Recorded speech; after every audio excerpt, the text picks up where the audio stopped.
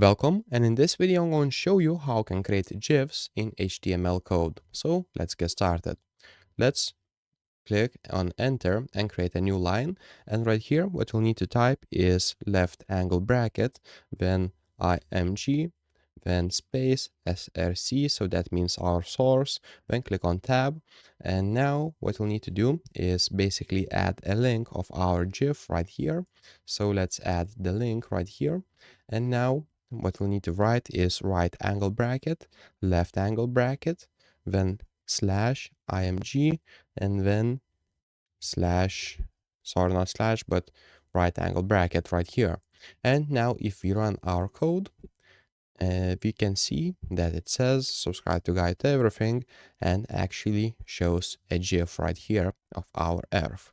So if this video was helpful, please make sure to subscribe to Guide to Everything, comment down below for the algorithm, and see you in the next one.